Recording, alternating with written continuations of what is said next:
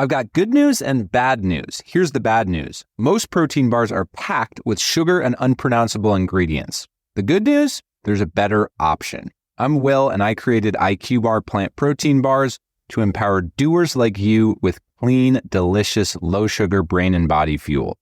IQ bars are packed with 12 grams of protein, brain nutrients like magnesium and lion's mane, and zero weird stuff. And right now, you can get 20% off all IQ Bar products, plus free shipping. Try our delicious IQ Bar sampler pack with 7 plant protein bars, 4 hydration mixes, and 4 enhanced coffee sticks. Clean ingredients, amazing taste, and you'll love how you feel. Refuel smarter, hydrate harder, caffeinate larger with IQ Bar.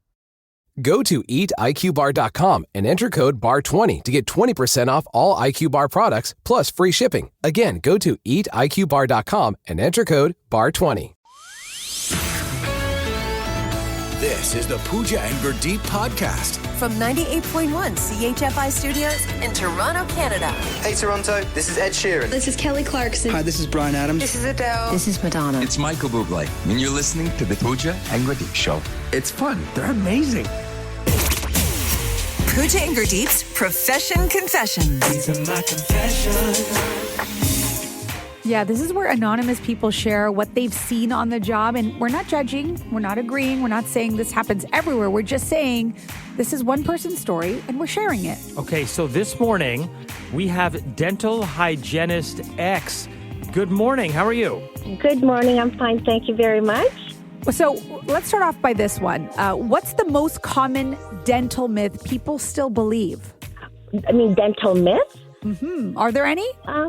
Actually, I don't have any. I've never heard of any. But there is the elders saying that you must floss 3 times a day. And that's a myth? That's supposed to be a myth for the elders anyways. 3 times a day? Gosh. That's a lot. 3 times a day, which, I just don't say anything. You don't have to floss 3 times a day. Like once is enough? Once is enough. Once is enough. Okay, good. Okay. Good and while we're on that, sorry, do you need to floss and do the water pick, or is it one or the other? One or the other, but it's best if you do both. Oh, so if you do both, if you do both, the floss is just fast, quick, and then do the water pick after. So do both. So do both then. I would. Okay. Okay. And do you, is it one of those things where dental hygienists tell you what to do, but they don't do it themselves? Yes. Oh, really? Appreciate the honesty. Wow. Good to know. Okay. All Okay. right. Yeah. Mm-hmm. Oh, it's so funny. So let's move on to this. Disposable items. We know those are common at a dentist office. What's an example of a disposable item that might be used on a patient? And please tell me that these items are actually being disposed of in between patients. Well, not my office in particular. Mine is, up to par with the code, with the RCDS. But some offices that I worked for, I temp work because they need hygienists. And my friends, we all share horror stories. Oh, no. And if it's disposable, it means disposable. When you get your teeth clean, that white, it's a tube and they put it in your mouth. Mm-hmm. And it sucks up all the water, the saliva when they're cleaning your teeth, right? Our office used disposable, meaning every patient, after it's finished, you toss it. Right. Done. But some offices that my girlfriends worked at, and I witnessed it, they keep it, wash it, and sterilize it. Ew, are you serious? I'm serious. You're not supposed to do that. I know some offices are cheap, as you call it, but we're talking about, people's health, with the COVID in the past. You need to be careful with all the bacteria. Okay, so right? let me just understand this. There are certain items that should be sterilized, and there's certain items that should be disposed of. What should be sterilized? Okay, the instruments they use for cleaning teeth, instruments that the dentist does, the drilling and all that, those have to be sterilized. Those are the ones you can't really do disposable because they're tools and they're pretty big, right? Mm-hmm. But the disposable ones are the ones that hygienists mostly use. The tubes to suck up all the saliva, the water, and the cups the cup that you put, what you call that, the paste that put around your teeth and clean it and stuff like that. And the bibs as disposable, that should be thrown out. Certain even, it's called daisy links, they put around your neck. Mm-hmm. Some are disposable, some are not. Those could be sterilized. I want to ask you this too. Dental hygienist X is with us on Profession Confession. Because a lot of people have dentist offices charge their insurance directly, do we as customers often get upsold on things at dentist offices that we don't really need because the dentist office knows they can just charge it to insurance? Yes, there's some offices that do upcharge certain things. We do have a book that we go by, which is called the Fee Guide. There's some that you cannot up the fee, but some do. Do we all need a mouth guard? And why are they $700? It's just a little plastic. Yeah, I know. I guess custom-made ones they're saying is better than what you do, homemade ones. You get off the counter and you put it in your mouth and wait till it gels up and hardens. Yeah, it's much better than that, apparently. Okay, so is it one of those things that when you're being told about things that you're being upsold to, you should be asking questions about whether or not you really need it? Yes. Okay. Let's get into some of the nitty gritty. Dental hygienist X, do you secretly judge the state of people's teeth? Because as a hygienist, you're like the first point of contact, right? Like when they get in the chair. Be honest, are you judging their jibs? The Pooja and Gurdeep podcast.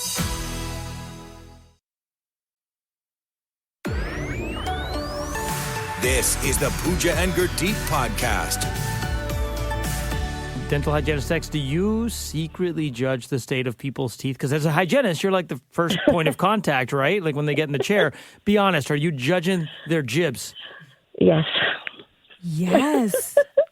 I'm sorry, but, there's some patients of ours they look good, they dress well, and then once they open their mouths, I said, oh my God. Have you ever, when they open their mouth, have you ever gone, yeah? Yeah. Well, I can't say that loud, but my eyes are, ooh.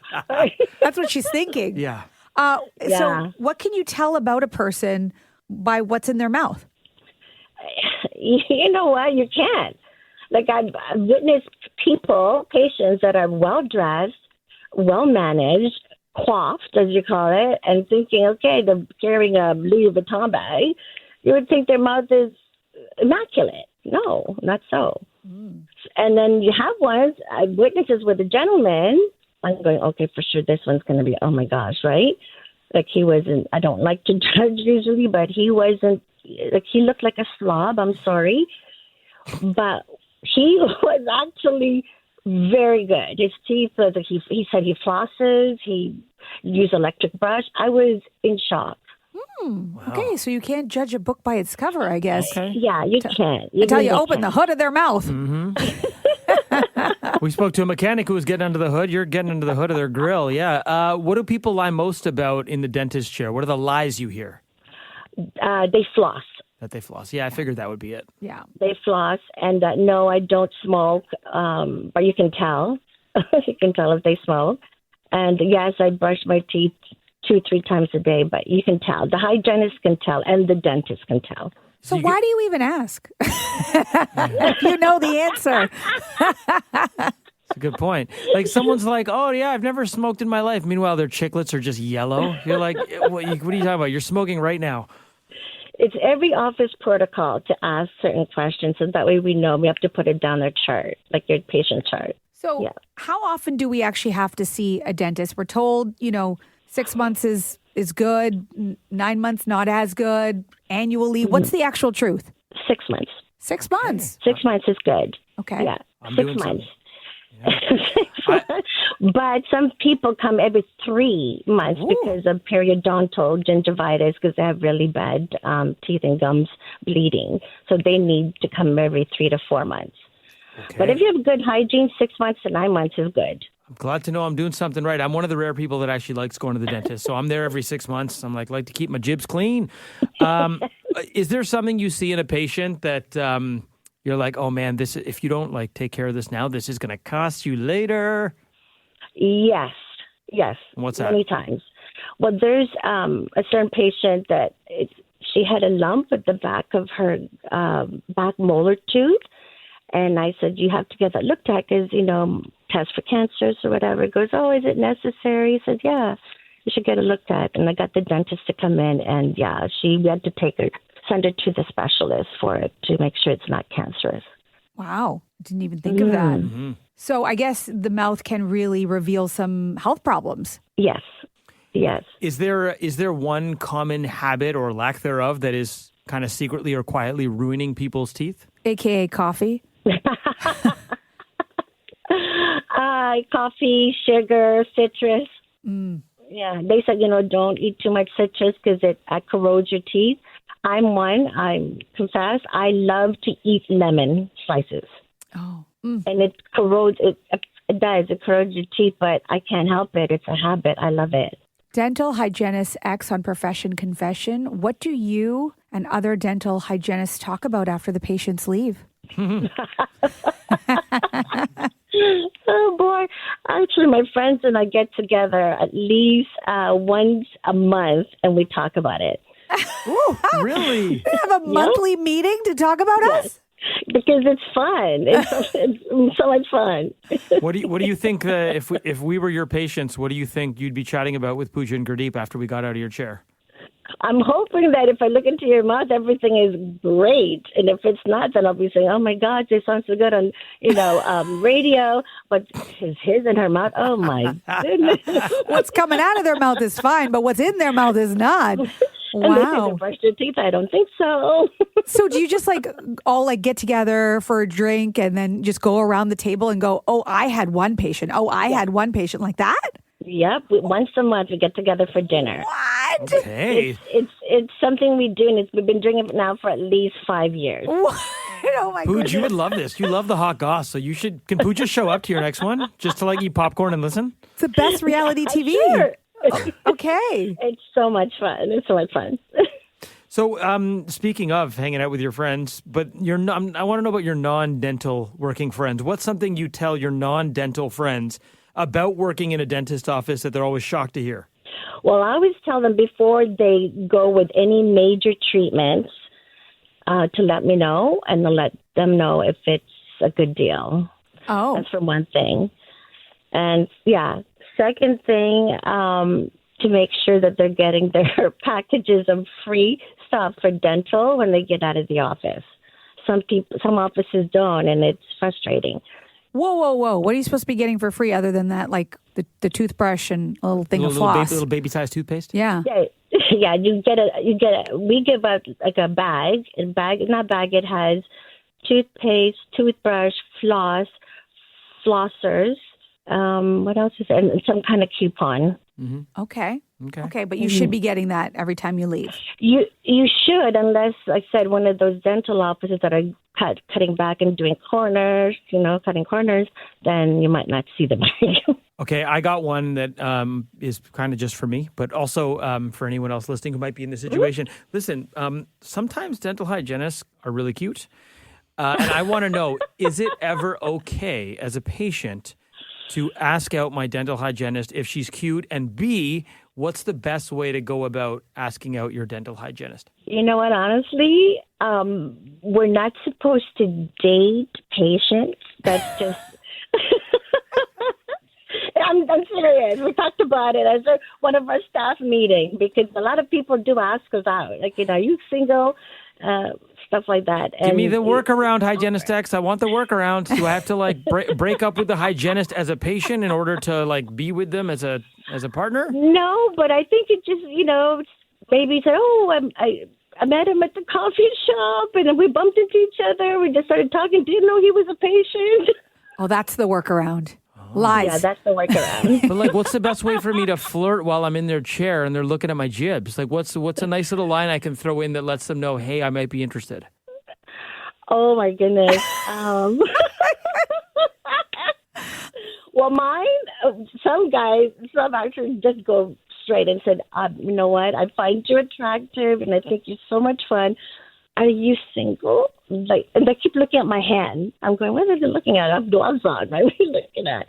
But, that's what I would do because, you know what? I think I find you interesting You're pretty, and I'd like to have more depth conversation with you. Be direct. Yes. You've already seen the inside of my mouth, and hopefully you're not repulsed. Yeah. Okay. This is good. This is helpful. Oh my God. This is very helpful information for not just me. I'm sure a lot of people are like, okay. Yeah, it happens. It happens. Many times. So, the joke, the running joke is, why do dentists and dental hygienists ask you questions when your mouth is open and you can't answer? I know. Do you know. do it on purpose because you're like, this will be fun? No, we don't. It's just that it's a habit. And with me, though, I stop. I just take the instrument that I have in patient's mouth and let them speak. But some of them just keeps it in there. It's like, how do you speak with all that stuff? You can't hear. Yeah, it's a habit. I know. Okay, this is legitimately a fear of mine. I had a really bad experience as a child with dentists. And, I had to have teeth pulled. It was a whole thing. So I actually have to work up the courage to go for my visits. And it takes a lot of hyping myself up, and then I'll cancel and I'll reschedule and then I'll cancel and I'll reschedule. That's me. What's your advice to people who are genuinely afraid of the dentist, even at 47? You know what? That is a good question, because we do have patients that are have anxiety. So what they need to do is book their appointments a little bit further away from their due date, and then they take medication for it before they come in. Oh. Yeah, they do. Yeah, that's severe anxiety of dental offices because of bad experiences. Dental Hygienist X, you were so much fun and just revealing enough, I think. Really appreciate your time, your color, and your candor. Thank you so much, and I love you guys. I listen to you guys every day. You guys are amazing. You guys are so much fun. Oh, we appreciate you. Thanks so much. Thank you. Have a good day. Thanks for listening to the Pooja and Gurdeep podcast. Listen to Pooja and Gurdeep live weekday mornings from 5 to 9. Only on 98.1 CHFI. Toronto's perfect music mix.